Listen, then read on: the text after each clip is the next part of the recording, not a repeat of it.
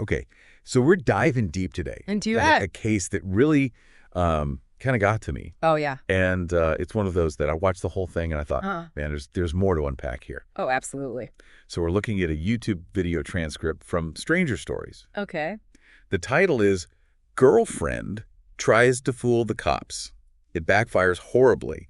The Case of Edna Jones. Oh. So, right there in the title. All right. We're giving a pretty strong opinion. Yes. But they're not pulling any punches. Yeah, exactly. So we're going to kind of go beyond that and look at this from Edna's perspective. I like it. And see, if she really was trying to fool the cops. Yeah. What was going on in her mind. Okay. Now, the main source material here is a police interview with Edna Jones. Got it. So primary source. Yeah, exactly. So that's what we like. It's pretty raw. Yeah. Right from the source. Uh-huh. And we really get to hear how she explains her side of things. Yeah. And see how the detectives respond. Okay. Yeah. So they don't waste any time in this interview. Oh, really? Right off the bat, they let Edna know that she's got 2 warrants out for her arrest. Oh, okay. Yeah. One for felony tampering with or fabricating physical evidence. Big one right there. Yeah. Yeah. And the other is for failure to report a felony. So they're really throwing the book at her. Yeah. And what I found really interesting is they immediately tie this back to their conversation with her the day before. So right from the beginning, they're letting her know. Oh, yeah. We know you weren't straight with us yesterday. Yeah, they're suspicious. Very suspicious. Before they even start, it seems like. Yeah, and the real heart of this whole case revolves around a guy named Timothy Jones. Oh, okay. Now, Timothy is Edna's ex-boyfriend. Okay. And he is the one who is accused of murdering his neighbor, Anthony Wilson. Oh, wow. And the reason is bizarre. What was the reason? He thought Anthony was nosy. Nosy. Okay. This is already setting up a very strange situation. Yeah. And to make matters worse, at the time of this interview, Timothy is on the run. Oh, so they're in the middle of a manhunt. Yeah, so the detectives are not only trying to figure out what happened, right, but they're also trying to find this murder suspect. Yeah. And they believe that Edna has some crucial information. Uh-huh. Regardless of whether she was directly involved in Anthony's death or not. Okay, so right away, we have a really tense situation. Oh, yeah. The stakes are high. Absolutely. And they're putting a lot of pressure on Edna. Yeah, and this is where it gets really fascinating. Okay. Because the detectives, they start zeroing in on Edna's van. Her van. Her van. Interesting. And they tell her, yeah, we have eyewitness accounts placing you in the van with Timothy and another man. Okay. And this completely contradicts what Edna's been telling them. So she's lied to them already. Yeah, and her reaction is so interesting. How does she react? She just keeps repeating, I didn't take him nowhere. I didn't take him anywhere. Interesting. And you can almost feel her anxiety coming through in the transcript. Yeah, like she's trying to convince them. Yeah. But also maybe herself at the same time. Yeah, exactly. And it's just such a weird point of focus for her. Well, you have to wonder why the van is so important to the detectives. Yeah. What are they thinking? I think they're suspecting that she used the van to help Timothy after the murder. Okay. Maybe to get rid of the body. Right. Or to help him escape. And the fact that she's so adamant about not taking him anywhere. It makes you wonder. It just makes them even more suspicious. Yeah. Because, if someone's being deceptive, they'll often just keep repeating the same detail over and over again. Over and over. Trying to build a wall around it. Yeah. So it makes sense that the detectives would see that as a red flag. Right. Especially with these eyewitnesses saying something different. Exactly. So this is kind of the first crack in her story. Right.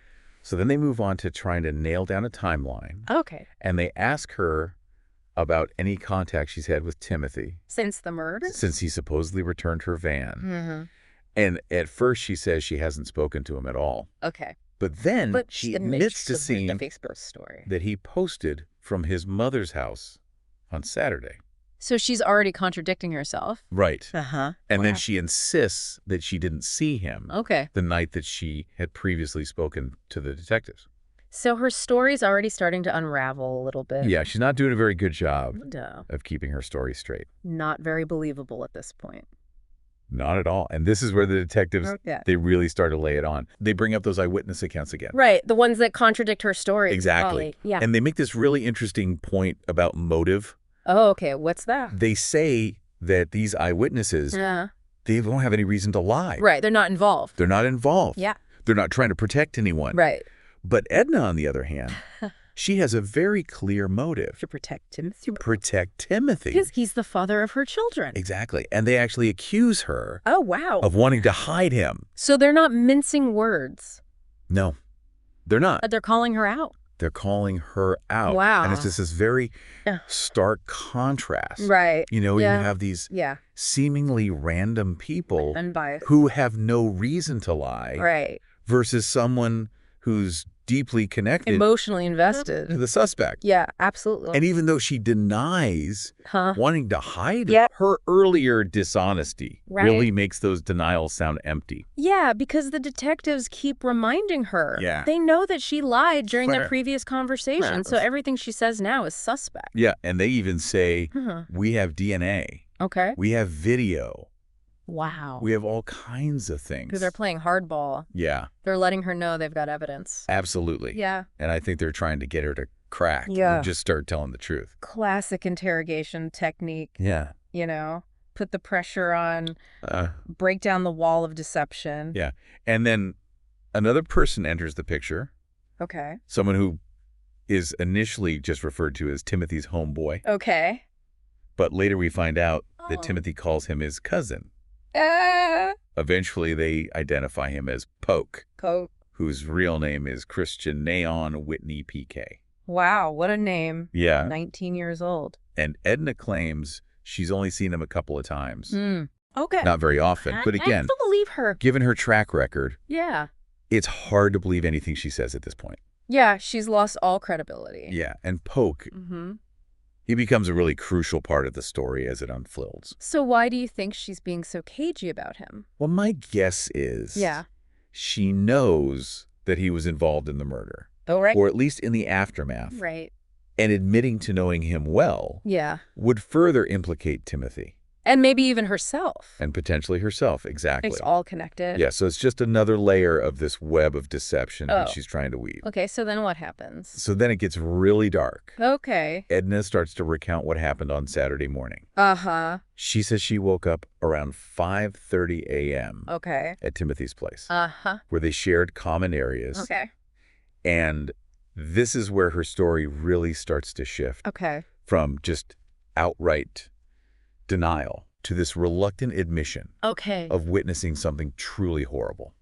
So what does she say she saw? She says she saw Timothy's homeboy Poke in Timothy's room. And then the worst part, she sees Timothy in Anthony Wilson's room. Oh my gosh. The victim's room. So now she's placing him at the scene. At the scene of the crime. This is big. And she says this is the first time she realized that something terrible had happened. But I mean, come on. I know. It's 5:30 in the morning. He's in his neighbor's room. Something's not right. Yeah, and then it gets even worse. She describes seeing Timothy and Poke carrying Anthony's body out of the room. No way. Yeah. Wow. Wrapped in a black quilt. That's chilling. And she claims that Timothy asked her to open the door for them. So she's still trying to downplay her role? Yeah. She's saying, I was just doing what I was told. Right. But even that is legally problematic. Absolutely. Yeah, you can't just help someone dispose of a body. No, and then she goes on to describe opening the main door and unlocking the back door of a black SUV. Not the van. Not the van. Interesting. So they could put the body in the trunk. So maybe that's another inconsistency. Yeah. Or maybe the SUV belonged to Poke. Maybe. Either way, she's admitting to helping them move the body. Which is huge. Yeah, that's a major turning point in the interview. Yeah, but she insists. She insists. That she stayed by the door. Okay. And never actually went inside Anthony's room. While the body was there. While the body was there. Okay, so she's trying to create some distance. Yeah, she's trying to distance herself from the actual crime scene. Yeah. Hoping that will somehow reduce her culpability. Make her less guilty. Yeah. I mean, you can understand why she would try that. Of course. But it doesn't really work that way. It doesn't. You're still involved. Right. You're still an accomplice. So then the detectives, they want to understand Edna's connection to the victim. She says she had seen him before. Okay. They talked at a barbecue a couple weeks earlier. Okay. Had a brief conversation about a leaky sink. So they knew each other. They knew each other. At least a little bit. Yeah. It wasn't a random act of violence. Exactly. Yeah. And then they ask her about the motive. Okay. Why? Why would Timothy do this? Why does this happen? Yeah. And Edna says Timothy called Anthony nosy. Nosy. Nosy. That's it. That seems to be it.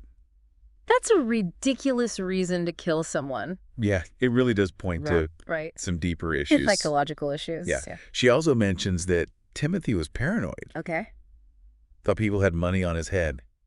So he was delusional. Yeah.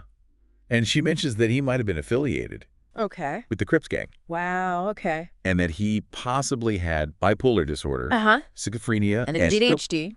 And ADHD, but wasn't taking his medication. Wow. So a lot of potential factors. Yeah, but of course we have to remember that this is coming from Edna, who hasn't exactly been a reliable narrator. Not at all. So take it with a grain of salt. Right, exactly. So after they get rid of the body, Edna says Timothy asked her to clean up the blood. Oh, wow. She cleaned blood off the door of Anthony's room. Okay. The main door. And she used bleach on the concrete outside. Yeah, and she even used baby wipes. On herself? On her own clothes. Wow. Which were later found at her aunt's house. Okay, so now she's really involved. Yeah. This isn't just witnessing anymore. No, she's actively trying to cover up the crime. And that's tampering with evidence. Exactly. Which is a serious charge. Yeah. So then what happens? So she says she tried to get help. Okay. She called her mother, but her phone was dead. Okay. Then she called her aunt, Denise York. Okay. And then her cousin, Christopher Carter, to come pick her and her kids up. So she was scared. Yeah, she definitely wanted to get out of there. Yeah. But here's the thing. What's that? She didn't call the police. Ah, wow. So that's a big problem. That's the failure to report a felony. Right. And it makes you wonder. Yeah, what was she thinking? What was going through her mind? Yeah, why not call the police? And the timeline gets a little messy here. Okay. But she said she called Timothy to get her keys back. Okay. He brought the van to her cousin's house. Okay. But then asked her to take him to his mother's.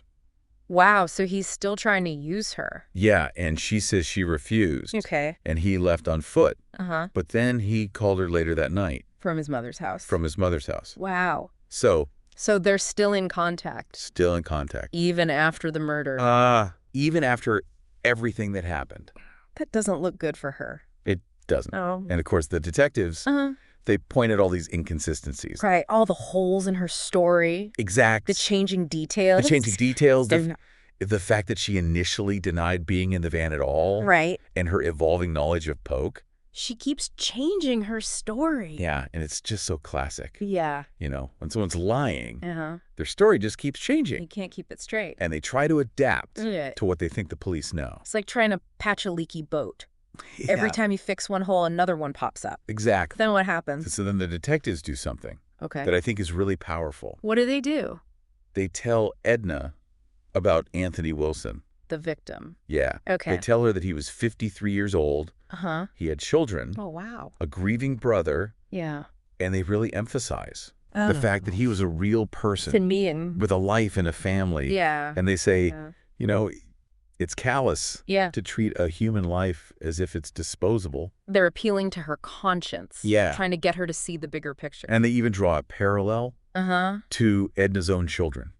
Oh. They're trying to make her understand the real human cost of this crime. The ripple effect. Yeah, and then they really lay it on her about the consequences she's facing. Okay, like what? They talk about the possibility of a long prison sentence, leaving her 4 children. And the baby she's pregnant with. Wow. Without their mother. So they're using that to pressure her? Yeah. Yeah. And they even mentioned that her acquaintances could face charges. Oh, wow. For not reporting the crime. So everyone's in trouble. Everyone's in trouble. And her bail is set at $275,000. That's a huge amount. Yeah. So they're really letting her know. This is serious. Yeah. You need to cooperate. And so finally, after a lot of back and forth, Edna remembers that Pokey might be his last name. Okay. And that he might have sent her a Facebook friend request. So she's slowly revealing more information. Yeah, just little bits and pieces. And they pressure her. Yeah. And she eventually identifies a picture on Timothy's Facebook as possibly being Poke. Christian. So it seems like she's holding back. Yeah. She knows more than she's saying. But she's only giving them information when they push her? Yeah, like when she thinks they already know. Exactly. But even with all of this, she maintains that Timothy never told her how he killed Anthony. Okay, so she's still trying to distance herself from the most violent part of the crime. Yeah, plausible deniability. Exactly. I don't know how he did it. Yeah, and then this is where it gets almost unbelievable. Okay. She claims that she and her children were asleep and didn't hear anything. Including a gunshot. Including a gunshot. Even though she later said he might have been shot. Because of the blood. Come on. I know. That's hard to believe. It is. Especially with kids in the house. It just doesn't add up. It makes you question everything she said. Yeah, and the detectives, they're clearly skeptical. Yeah. And I think at this point, they just accuse her of what? Of protecting Timothy. More than wanting justice for Anthony. Exactly. Oh. They think she's choosing loyalty. Over the truth. Over everything. And over justice. Yeah. That's a powerful statement. It is. Yeah. And so in the end, Edna is ultimately unhelpful to the investigation. But the story doesn't end there. No, it doesn't. What happens? Timothy later turns himself in. Wow, okay. Pleads guilty to murder. And is sentenced to 40 years. 40 years. And Christian Polk pleads guilty to tampering with a human corpse. Okay. And receives an 11-year sentence. Why? And at the time of this video, Edna was also charged with tampering with evidence. Yeah. And her case was still pending. So everyone involved. Everyone paid a price. Faced consequences. For their actions. Yeah. And it really makes you think about why someone would do this. It does. Why would you protect someone who did something so horrible? Well, the video mentions all sorts of psychological factors. Yeah, like love, fear manipulation, accomplice effect. Where you get in too deep and you can't back out. The sunk cost fallacy, where you're just trying to protect a decision you already made. Even though it was a bad decision. Yeah. Wow. And even distorted moral reasoning. So your sense of right and wrong gets twisted. Yeah. And I think all of those things were probably at play here. It's a complex mix of emotions and motivations. It is. Yeah. So to sum it all up, Edna's attempts to deceive the police, they completely unraveled. Yeah. Her story was full of contradictions. Right. And it just kept changing. Yeah. And this case really shows how complicated loyalty and fear can be. And the terrible consequences. Of obstructing justice. Of trying to cover up a crime. It's a powerful lesson. It is. Yeah. And it leaves us with so many questions. What kind of questions? Well, I think, what are the psychological forces that drive someone to protect a criminal? Yeah. Even when it puts them at risk. Right. What makes someone become an accomplice? Exactly. And what does it say about us as human beings? Yeah. That we're capable of this kind of self-deception. Right. We can convince ourselves that we're doing the right thing. We're doing the right thing. Even when it's clearly wrong. Even when it's so clearly wrong. Yeah. And I think the biggest question of all is, what's that? What does justice really look like in a case like this? Yeah. Even with the convictions, even with the prison sentences. Can there ever be true justice? Can there ever be true justice? When a life has been taken. When so many lives have been destroyed. It's something to think about. It really is. Yeah. So, that's the case of Edna Jones. That was a wild one. It was. A lot to unpack there. It really was. Yeah. And I think it's one of those cases that it just stays with you. It makes you question things. It does. Human nature. Human nature. The choices we make. The choices we make. Yeah. So. Wow. That's it for our deep dive today. Until next time. Until next time. Stay curious. And keep asking questions.